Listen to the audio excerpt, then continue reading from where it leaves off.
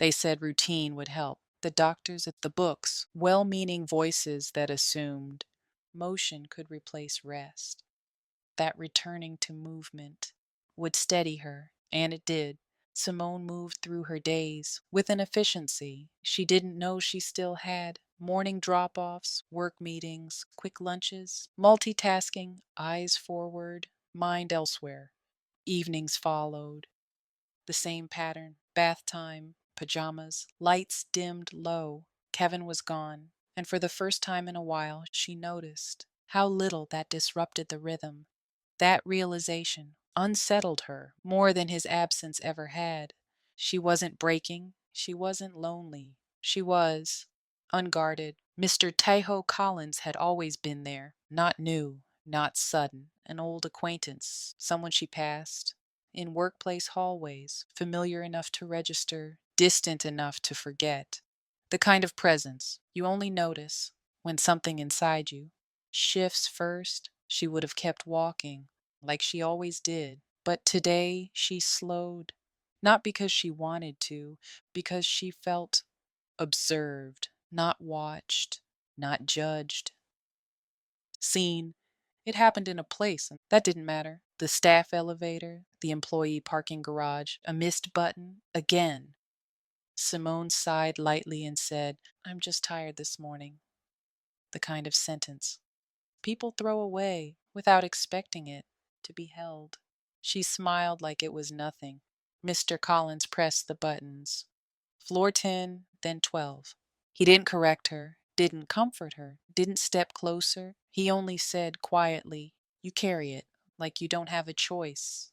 The air changed. Simone's smile held, but her eyes didn't. For a moment, she didn't answer, because answering would have meant admitting that someone had finally noticed what she'd been hiding in plain sight. She existed first, cleanly, politely, the way grown women do when they feel something shift and refuse to let it bloom. But the sentence followed her, not because it was romantic, because it was accurate. Kevin loved her. She didn't question that. But lately, love had felt like a house. She was keeping warm, alone, not abandoned, just unnoticed.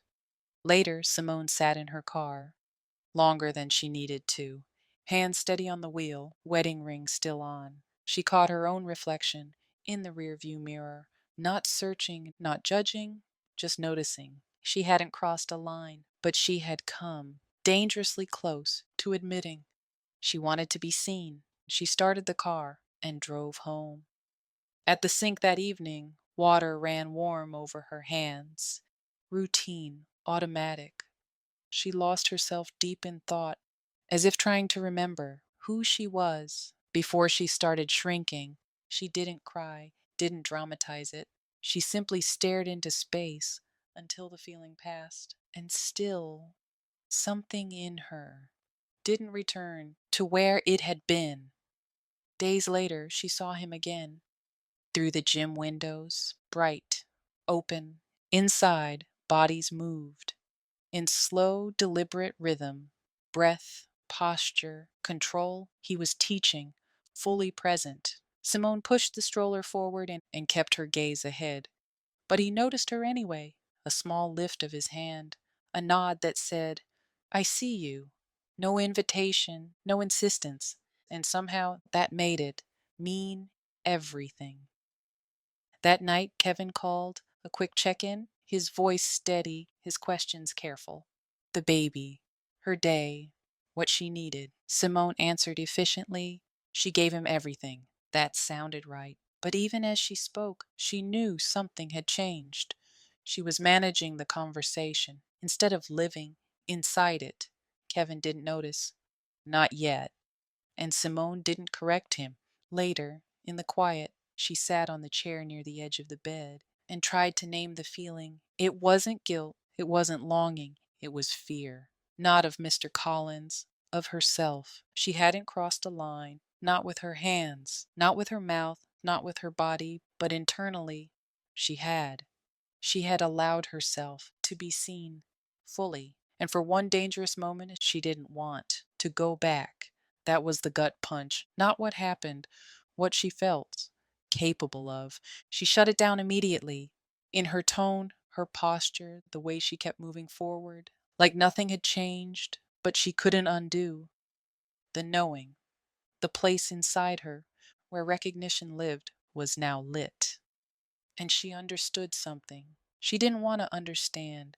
Waiting can be power because it doesn't demand, it doesn't push, it simply stays.